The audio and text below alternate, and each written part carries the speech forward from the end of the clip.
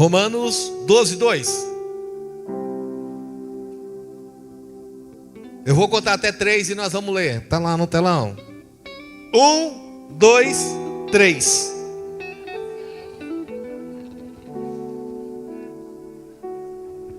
Ixi, tá fraco, hein? É o frio, né? Espera aí, vou contar de novo. Por que você está sentado perto aí? Você não está com a Bíblia, não? Vamos lá. 1, 2, 3.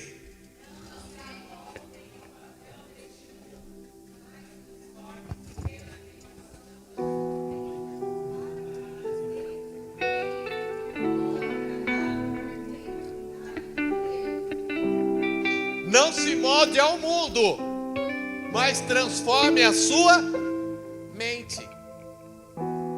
Mas é de qualquer maneira? Não. É de qualquer forma? Não. É de qualquer jeito? Não. Escute, irmãos, as coisas estão mudando. As coisas mudam, tudo muda, né? Eu me lembro que quando eu era jovem, os cachos caíam aqui assim, eu tinha aquele cabelo grande, mas as coisas mudam. Tem gente que uma época foi moreno, depois virou loiro. Uns era magrinho, né? Eu era bem mais magro também. Aí o tempo vai passando, a gente vai ganhando assim experiência. Por quê? Porque as coisas vão mudando, né? A idade vai chegando, o tempo vai passando. E a gente precisa se ajustar às coisas. E com as coisas de Deus também é a mesma coisa. Deus tem me incomodado. Esse tempo atrás Deus falou sobre essa mensagem e eu quero deixar um pouco para você nessa noite aqui de novo, porque Deus está me incomodando. Escute uma coisa: Deus, Ele não muda. Posso ouvir um amém? Mas o meu Deus, o teu Deus, o nosso Deus é um Deus que sempre está em movimento. Ele é um Deus que não muda, mas é um Deus também que não para. Ele está sempre se movendo. E como Deus se move, a gente também tem que se mover. E o problema muitas vezes na história da nossa vida, espiritualmente, ministerialmente, é que muitas vezes Deus está sempre se movendo, Deus está sempre andando, Deus nunca está na mesma posição, no mesmo lugar. E a gente costuma, em alguns momentos da história da nossa vida, se acomodar. A gente para, e Deus não para. E é por isso que a gente tem que entender isso nessa noite. A nossa vida, o nosso ministério, as áreas da nossa vida, elas sempre têm que viver um momento de transição. A gente sempre tem que estar transicionando. Bispo, o que é isso? Sair de um lugar para outro lugar. Se movimentar. Às vezes a gente está... Esses dias a pastora Débora estava falando algo aqui. Eu me lembro daquele dia, tá? Que eu cheguei na sua casa lá na aldeia. E que o tempo seu lá naquela empresa tinha terminado. Eu falei, oh, Jesus. Mas eu me lembro também quando eu trabalhei 10 anos na FEPASA, que acabou o ciclo lá. Eu falei, nossa, o que eu vou fazer agora? Eu só sei cuidar de trem. E a gente é dessa forma, desse jeito. Sabe por quê? Porque a gente se acomoda. A gente para. A gente deixa as coisas. E Deus está dizendo assim, ó. Sabe de uma coisa? A cada dia, a cada momento, não se acostuma com as coisas do mundo, não. Você tem que entender que em todo instante, em todo momento da história da tua vida, Deus quer que você seja renovado, porque Deus não para. O Deus que se move todo tempo, a todo instante, Ele se move e Ele quer que você se molde a Ele, seja renovado a cada dia. Nenhum dia da história da tua vida vai ser igual, nada vai ser igual, nenhum momento é igual. Deus tem muita experiência para mim e para você. Então Deus está dizendo assim, não se acomode, não fique parado, mude a cada dia. Olha para o irmão que está lá, diga para ele, mudar é bom. Diga, mudar é bom. É, irmão. A Bíblia diz assim, ó, não coloque vinho novo em odre velho. Não coloque vinho novo em odre velho. Por que que a Bíblia fala que não pode colocar? Porque o vinho, ele tem uma fermentação própria dele. O vinho, ele fermenta. Então, pega-se o vinho, pega aquele odre. O que é o odre? O odre é um recipiente de couro que é usado para colocar o vinho. Então, quando você pega aquele vinho e coloca no odre, o vinho vai começar a fermentar. Ele vai começar a crescer de volume. E aí, aquele couro, que é o couro novo, o que que vai acontecer? Ele vai começar a criar elasticidade. Da mesma maneira que o vinho vai aumentando de volume, o odre também vai. Aí no final de tudo, você tem aquele vinho maravilhoso e você tem aquele odre também. Beleza? Deu tudo certo. Aí você vai fazer outro vinho. Pô, foi legal, coloquei naquele odre. Você tem aquele odre que acabou de dar aquele vinho legal para você, aquele vinho bom. Eu vou colocar o vinho naquele odre de novo, sim ou não? Mas vai dar bom? Não. Porque tudo que o odre tinha para dar, ele entregou naquele primeiro vinho lá. E se você colocar um vinho novo naquele odre que já foi usado, que da primeira vez foi bom para você, o que que vai acontecer? Vai romper, vai rasgar, você vai perder o odre e o vinho. Então não é porque deu certo, foi beleza, maravilhoso, foi lindo, tremendo, e aí você quer repetir aquilo que foi lindo e tremendo. E Deus está dizendo não. Não. Não é porque foi lindo e tremendo que você tem que ficar repetindo na sua vida. Porque foi lindo e tremendo, maravilhoso, foi bom para o odre, foi bom para o vinho, mas agora eu quero repetir, você vai perder tudo. Poxa, mas deu certo na primeira. Mas não, agora não. Você tem que pegar outro odre. Você tem que fazer com outro. É outra coisa. Nenhum odre é igual ao outro. O odre ele é feito de couro, de animal. Então nenhum odre é igual, nenhum couro é igual. Por mais que pareça, vai ser diferente. Mas a gente não, a gente muitas vezes, a gente quer adequar receitas para a nossa vida. E principalmente quando são coisas de sucesso. É impressionante. Não está dando certo. Time que está ganhando não se mexe. Mas com Deus não é assim. Porque o Deus que ontem te deu essa estratégia do odre e do vinho, hoje Ele está dizendo, não minha filha, hoje mais não. É o vinho é o mesmo. Só que o odre não pode, não vai ser mais igual. Moveu, se movimentou, você tem que pegar outro. Quem está entendendo, diga amém. Irmão, a gente tem que perceber isso.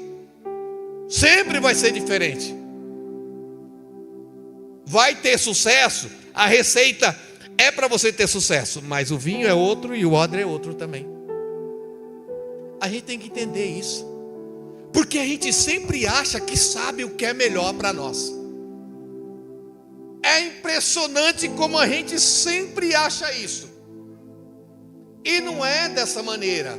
Você tem que entender. Olha para o irmão que está ao teu lado, diga para ele, Deus, diga Deus, Ele sabe o que é melhor para você. Zacarias capítulo 4, versículo 6. Zacarias 4, 6. Vamos lá. Zacarias é o Z e o C, tá? Estou ajudando. Então ele me disse: esta é a palavra do Senhor para Zorobabel, nem por força nem por poder, mas pelo meu espírito, diz o Senhor. Assim diz o Senhor. Não é pela sua força intelectual, não é pela sua capacidade financeira, não é pelos diplomas que você tem na parede, mas é pelo meu espírito. Porque a gente sempre acha que pode mudar as coisas na história da nossa vida pela nossa própria capacidade, pelo nosso próprio entendimento, pela nossa competência.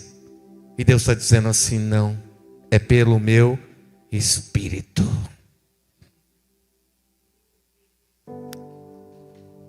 Eu quero dizer para você, coloca a mão no ombro do irmão que está ao teu lado, diga para ele: Deus Não, assim você é profeta? Diga, Deus, Ele tem um tempo de mudança para você. Mas escute algo. Nossa, escute algo não saiu. Escute algo, diga para ele, mas escute algo. Diga, é um tempo de unção, não é um tempo de força.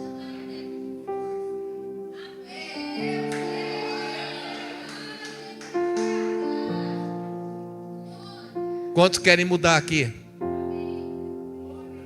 Mas é pela unção e não pela força. É pela unção e não por você simplesmente frequentar culto. É pela unção e não pela sua capacidade. É pela unção e não pelo saldo que você tem no banco. É pela unção e não pelos amigos que você tem que podem influenciar a tua vida. É pela unção e não por qualquer outra coisa. Se você quer viver um tempo de mudança na história da tua vida, entenda que a sua vida tem que mudar pela unção. Deus nesse dia está dizendo assim: não é um tempo dos fortes, é o tempo dos ungidos. Não o tempo daqueles que acham que têm capacidade intelectual, física, material ou financeira. É um tempo de mudança para aqueles que são ungidos do Senhor, que têm e levam e carregam a unção do Senhor sobre a tua vida. Porque a gente, pela nossa capacidade, não muda nada, mas a unção de Deus muda a história da nossa vida. Então não é nem por força, nem por violência, mas é pelo Espírito de Deus. É necessário e importante que a gente entenda isso, que aqui está tudo aquilo que a gente necessita, tudo que Deus tem está aqui. Não é por força nem por poder, mas é pelo Espírito da graça. Não é a força, mas é a graça que faz com que a nossa vida seja transformada e mudada. O que transiciona a nossa vida, o que nos impulsiona a mudar a nossa história é o Espírito Santo de Deus. E hoje Deus está falando ao coração de homens e mulheres aqui: eu quero mudar, eu quero mudar, eu quero mudar, eu quero mudar.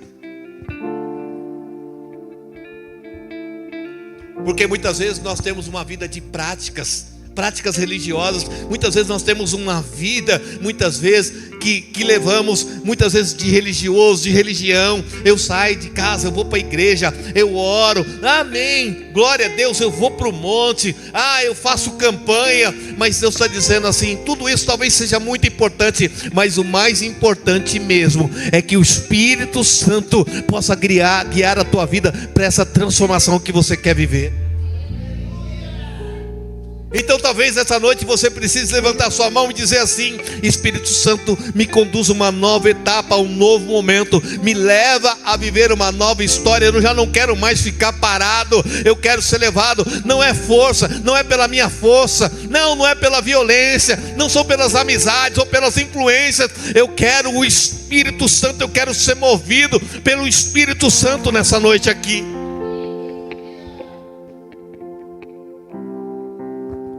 A gente precisa do Espírito Santo, irmão.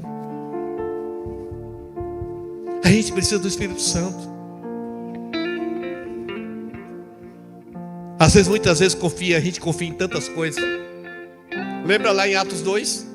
Os apóstolos estão reunidos ali, o Espírito Santo vai descer, e aquelas pessoas que estão ali reunidas estão dizendo assim: quem são esses aí? Eles não são letrados, eles não são capacitados, eles não sabem nem falar direito, mas tem uma coisa diferente neles: o Espírito Santo. Porque o que faz a diferença na vida de um homem e de uma mulher é o Espírito Santo. Então olha para essa pessoa que está perto de você e vê se você enxerga algo diferente na vida dele. Diga: irmão, eu estou vendo algo diferente em você.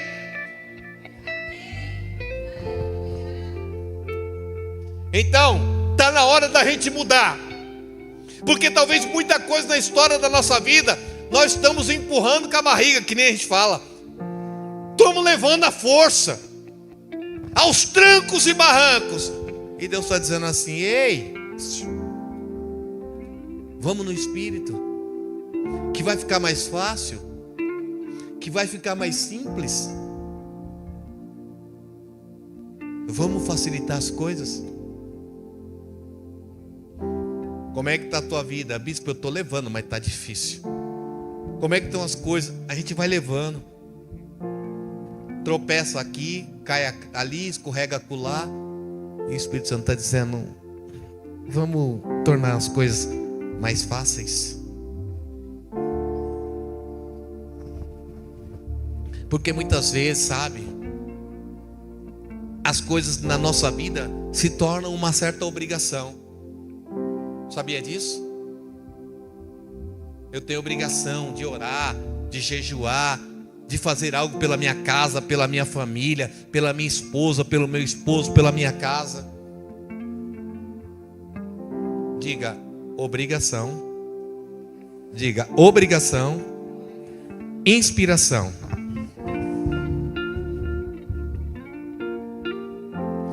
Ei, vem comigo, presta atenção. E muitas das vezes, na maioria das vezes, aquilo que eu faço por obrigação gera resultado. Gera. Mesmo obrigado a fazer, eu tenho resultado. A gente trabalha, não trabalha? Trabalha. E aí, lógico que a gente está interessado lá no faz-me rir, né? No cebolão. Mas, alguém gosta de trabalhar aqui? Adoro trabalhar, bispo. É hobby, eu trabalho até de graça. Não. Mas lá você tem obrigação, sim ou não? Tem. Obrigação de dar resultado. Se não der resultado, ó, vaza, né? Então, ou seja, a gente dá resultado por obrigação, sim ou não? E muitas vezes, espiritualmente, a gente é meio assim também. Tem muito homem que tem obrigação de dar resultado na casa dele. Ele tem obrigação de dar resultado, de levar o alimento para o filho, para a filha, para a esposa. Tem mulher que se sente na obrigação. Obrigação em todos os aspectos. E muitas vezes, por obrigação, a gente dá resultado. A obrigação, ela dá resultado.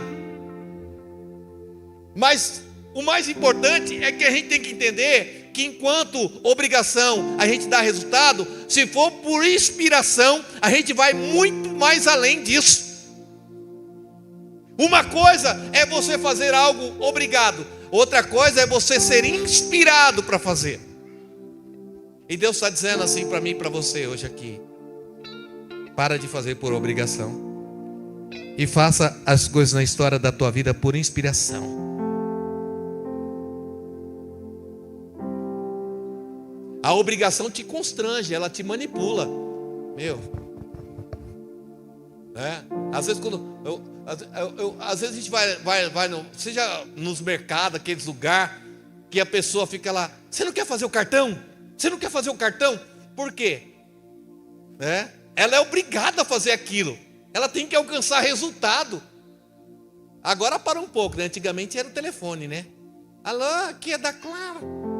Nossa. Ainda bem que proibiram aquele negócio, mas mesmo assim ainda ligam ainda. Por quê? Fica até constrangido até.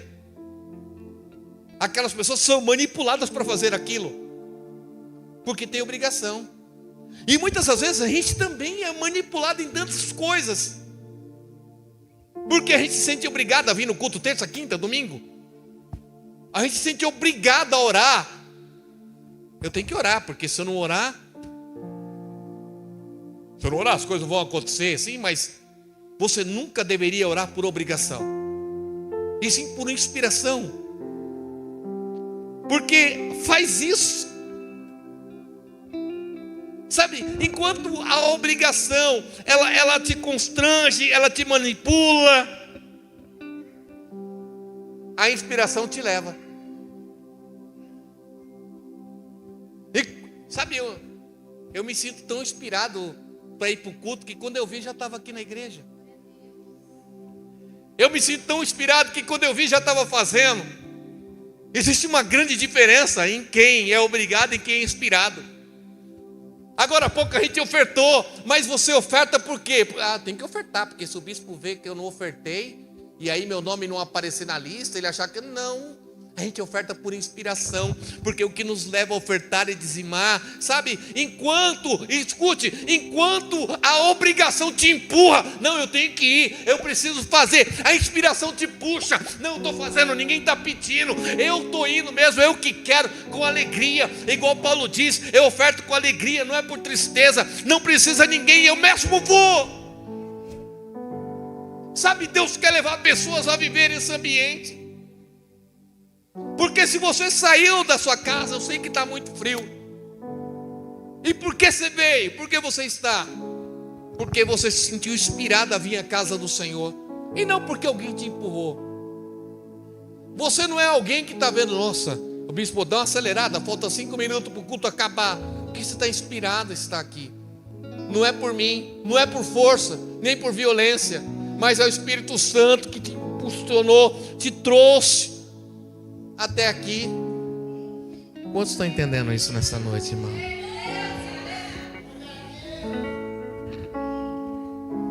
Sabe, você não toca por obrigação, você toca por inspiração. Eu não vejo a hora de chegar lá no culto, pegar a guitarra, pegar o teclado. Alguém obrigou você a estar aí? Eu estou inspirado para estar aqui. Não vejo a hora de cantar mais um louvor. Ai, vou para lá, para a igreja lá. Hoje é dia de pregar, misericórdia. Não. Eu estou inspirado para estar aqui. Se deixar, fica até meia-noite. Adoro. Fiquei a tarde toda falando com Deus para chegar esse momento aqui, tá? Só para você saber. Inspiração. A inspiração me puxa. Se ninguém viesse, eu estava aqui. Porque eu estou inspirado para isso. Está na hora da gente deixar, sabe? Isso é um culto que você tem que olhar para você mesmo. Porque talvez eu esteja fazendo algumas coisas por obrigação, pelo automático. E Deus está dizendo, você precisa estar mais inspirado. Sabe aquela pessoa que você olha assim e fala, meu Deus do céu, esse está animado. Não, ele está inspirado. Por inspiração. Porque é isso que me atrai. Está na hora da gente mudar isso. Mais um culto. O salmista disse, eu me alegrei quando me disseram, vamos à casa do Senhor. Vamos à casa do Senhor. Não sei quem vai estar lá, mas eu vou estar. Porque eu estou inspirado. E sabe, o Espírito do Senhor está me chamando para aquele lugar. Não está me empurrando não, Ele está me atraindo. Eu vou, algo está me puxando para aquele lugar. Eu vou de graça. Eu canto de graça, eu toco de graça, eu prego de graça, eu estou aqui de graça. Não é por ninguém, não é por obrigação, não é por força. Eu não estou aqui forçado, obrigado. Se eu não for, o bispo vai ver, a bispa vai olhar, vai perceber. Então é melhor eu ir. Não! A gente precisa entender isso.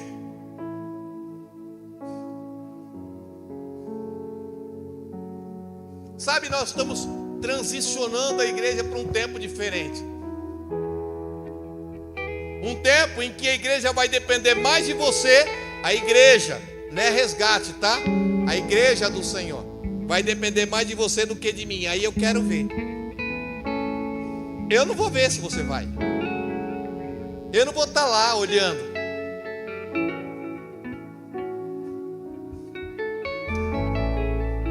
Aí como o bispo não está vendo, eu não tenho obrigação de ir. Então você só viveu por obrigação e nunca viveu por inspiração.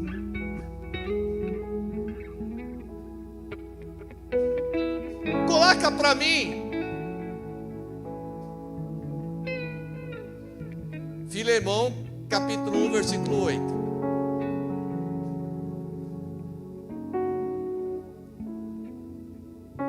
Filemão, capítulo 1, versículo 8.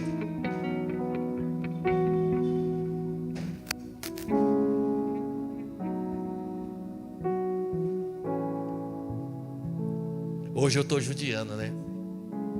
Tem na Bíblia sim, está lá. Achou?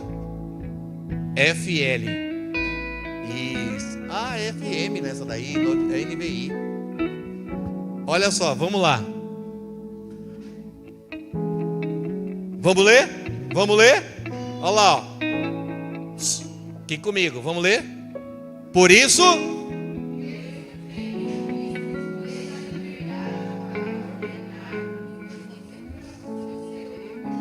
Ó, presta atenção, vem cá, presta atenção. Vou fazer você entrar no texto aqui. Paulo está falando com quem? Com Filemão. Beleza? O que aconteceu? Onésimo roubou Filemão. Filemão, um cara rico, tinha dinheiro. Onésimo roubou Filemão, porque Onésimo era o quê? Um servo de Filemão. Ele roubou Filemão, deu no pé e foi para lá onde Paulo estava. Quando Onésimo chegou lá, ele virou um discípulo de Paulo. Paulo trabalhou a vida de Onésimo. Onésimo virou um homem de Deus, preparado.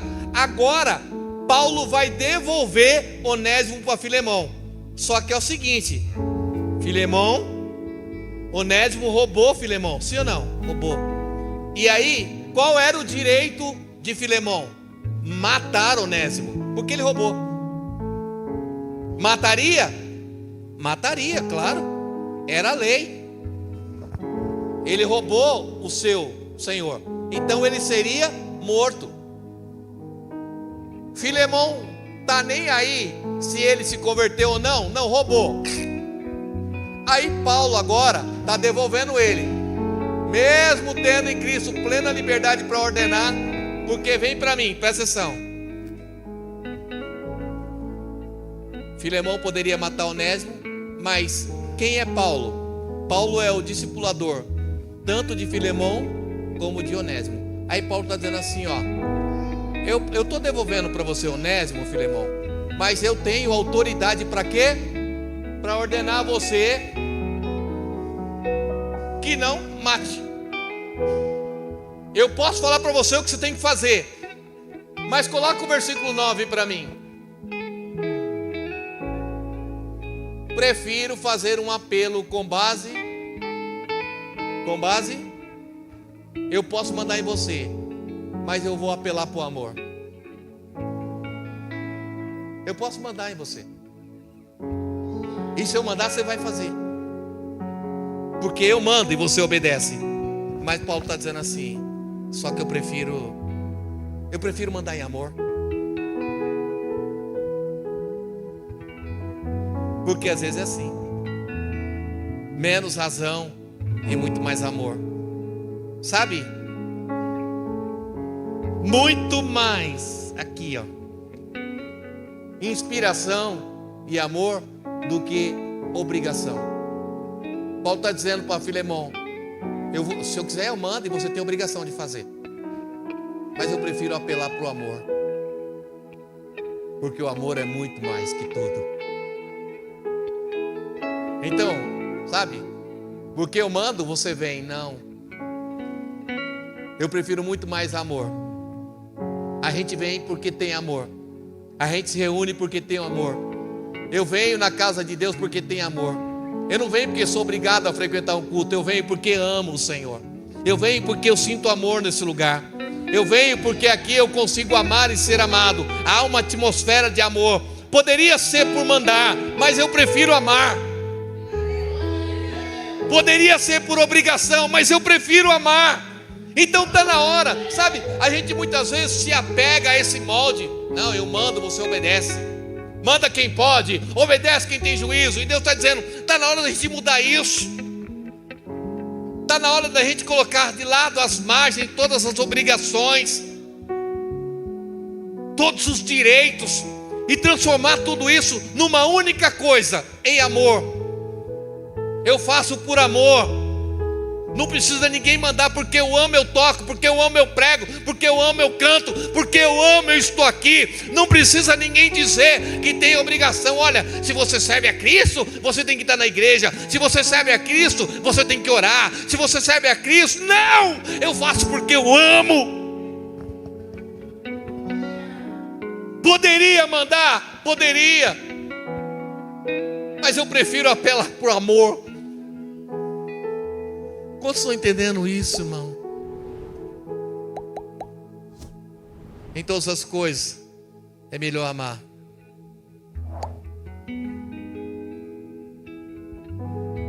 Sabe? Na semana passada a gente estava falando com os casais. E Paulo vai dizer lá em Coríntios 13, né? Ainda que eu falasse sem amor, ainda que eu profetizasse sem amor, ainda que eu desse tudo que eu tenho, sem amor, nada valeria. Paulo fala 3 ações: ainda que eu falasse, ainda que eu profetizasse e ainda que eu desse tudo. 3 ações de uma pessoa.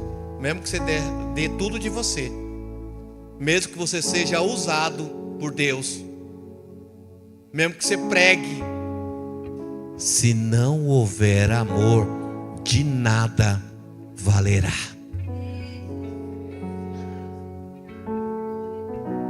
Às vezes a gente está fazendo tanto, 10 cultos, né? Oh, que lindo, hein? 8 cultos, mano. Mas se não houver amor, eu toco. Se não houver amor, eu prego. Mas se não houver amor, eu venho para a igreja, todos os cultos, eu danço no Shekinah. Mas se não houver amor, de nada valerá. De nada valerá.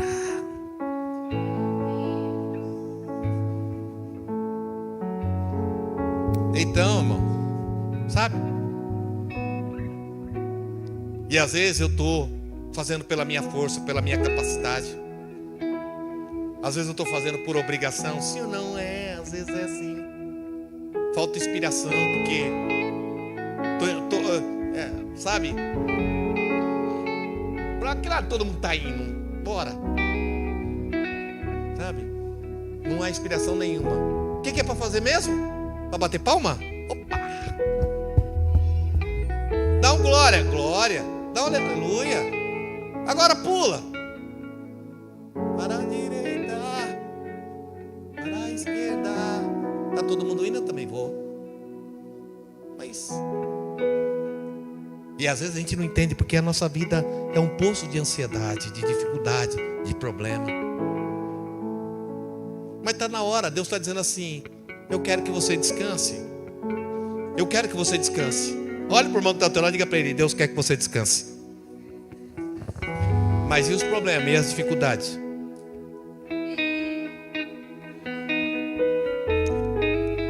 Diga. Se você quer resolver os seus problemas, diga para o irmão que está ao teu lado, diga para ele. Quer resolver tudo? Diga para ele. Quer resolver tudo? O que ele disse? Ele disse sim ou não? Então diga para ele: então descansa.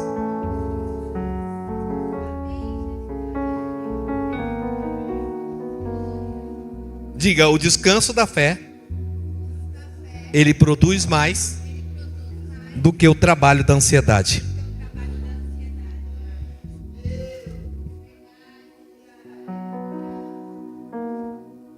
Está trabalhando porque está ansioso. Está trabalhando porque...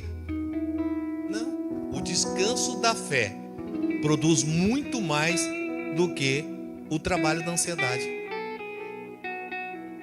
Diga para o teu irmão, diga para ele: você foi criado para descansar, irmão. Ei, vem comigo, quem está comigo, diga amém. Quem que diz Gênesis? Quem que diz Gênesis?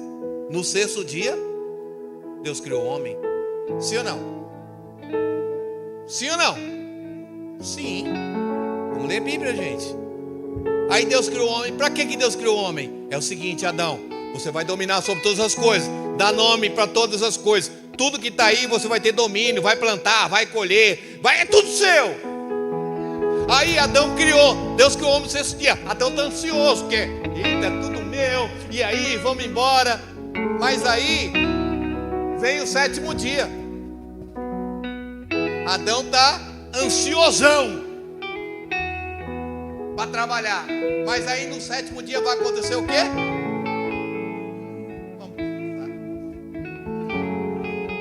Adão naquela ansiedade, porque eu vou dar nome, porque eu vou plantar, eu vou comer, é tudo meu. Aí Deus falou assim, não, negativo, viu? Hoje você vai descansar. Hoje você vai descansar. E no sétimo dia, descansou. Às vezes você está nessa ansiedade, querendo trabalhar, e Deus está dizendo assim, ei, não, é para descansar. Vai ter o tempo de trabalhar, mas sempre e antes é para descansar. A gente não é assim. A gente vive uma vida desenfreada, uma vida louca. Quando eu me aposentar, eu descanso. Aí quando chega, fica velho, doente, caído, quebrado, destruído. Vai descansar, não sei onde. Porque é uma ansiedade. Eu tenho que deixar algo para meus filhos, para minha filha, para o meu não sei quem e não sei o que. Eu tenho que. É porque eu trabalho com meus filhos. Ei! No sétimo dia, descansou. Eu imagino a cara de Adão, meu. Pô, Deus falou que eu ia fazer tanta coisa e agora senta aqui, Adão. Poxa, mas eu quero dar nome das coisas aí, fazer os negócios. Não, Adão. Hoje é dia de descansar. E eu com tanta coisa para fazer, e Deus está dizendo para você, dá uma segurada. Ei, escute uma coisa, querido. O relógio de Deus não é o seu relógio.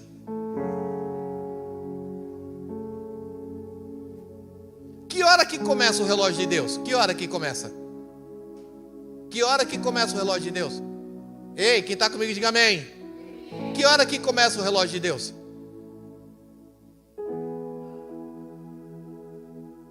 Dezoito horas.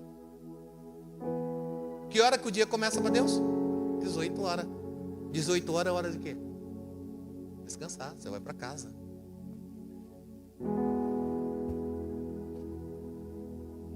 Você vai para casa. A hora que Deus está descansando, ali ó, está começando, a gente vai para casa descansar.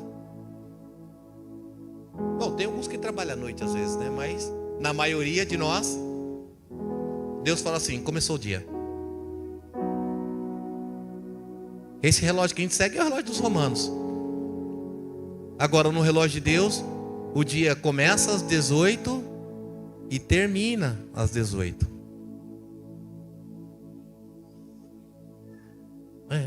Por quê? Porque Deus diz assim, você vai para casa, você descansa, amanhã você vai trabalhar.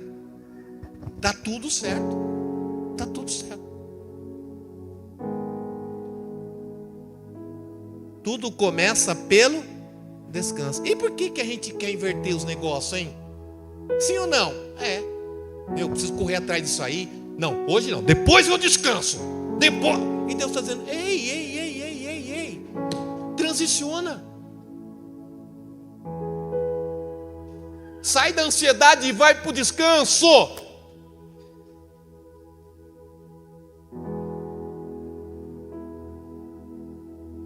Descansa na fé e para de trabalhar na ansiedade. Olha para o irmão que está ao teu lado e pergunta para ele, dá para ser, irmão, sim ou não? Ele disse o quê? Ele disse amém. O relógio de Deus é diferente, irmão. Começou o dia. Pronto. Agora eu vou descansar. Oi? E no final, é a hora que você está trabalhando.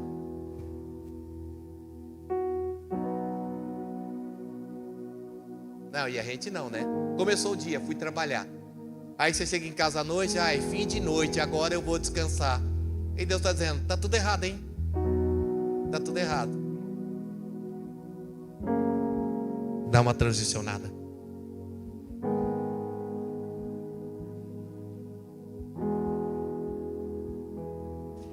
Eu estava em casa, o Rafael falou assim, mas não, a bispa falou, não sei quem falou. Falou assim, mas transição e mudança não é a mesma coisa? Não.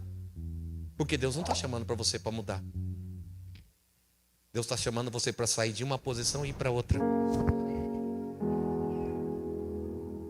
Não é mudar você, é mudar o ambiente. Não é mudar você, é mudar o local. Não é mudar você, é mudar a sua visão.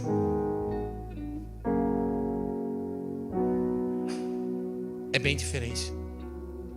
Eu vou sair da ansiedade e vou para a fé, descansando.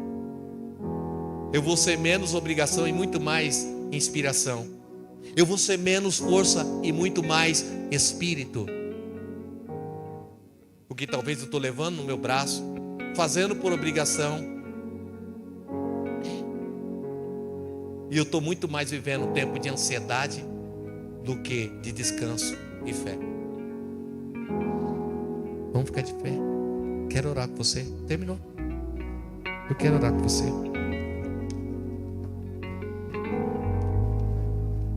Sabe de uma coisa?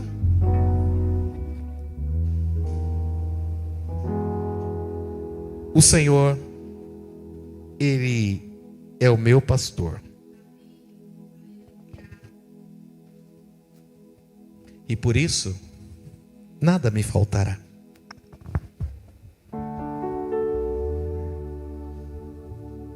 Lembra Paulo? Paulo está lá em Atos 27, 33. Paulo está lá. O navio está 14 dias lá. Uma pindaíba, tudo quebrado, destruído, amarrado por corda. Tá. Pensa só, 14 dias sem ver a luz do dia. 14 dias de treva. Todo mundo no barco desesperado, com medo de morrer. Eu imagino aquela cena. Aí aparece Paulo. Atos 27, 33. Aparece Paulo. Gente, ei, chega aí. Deus falou para mim que ninguém vai morrer. Você já imaginou a cena daquele vendaval? O barco quase indo a pique, não está sobrando mais nada. O barco está até amarrado com corda. E Paulo passa no meio dos caras comendo um pão. Aí, ó.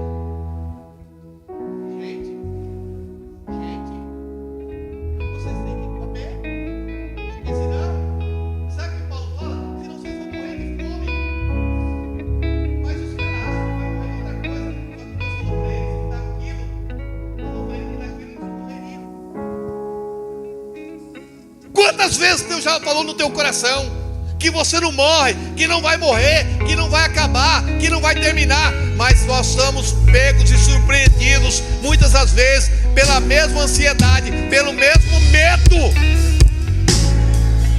E Deus está dizendo assim: não, ei, se alimenta, come, amanhã outro dia você não vai morrer não. Você não vai morrer não. Se fortalece. Não é disso. A tua história não termina aí. Não é dessa maneira que vai acabar. Mas é difícil crer. Eu não vejo uma luz no fim do túnel. É trevas, mas não é aí que vai acabar. Se alimenta, se prepara. A maior dificuldade é se alimentar no meio de um problema, de uma dificuldade. É a primeira coisa que as pessoas... Ai, perdi até a fome. É tanto problema que eu sem fome. Deus está dizendo: come e bebe. Vai se alimentando, senão você vai morrer de fome, tá? Se não é de fome que tu vai morrer, porque isso aí não vai te matar. Isso não vai te destruir. Não é isso que vai fazer você parar.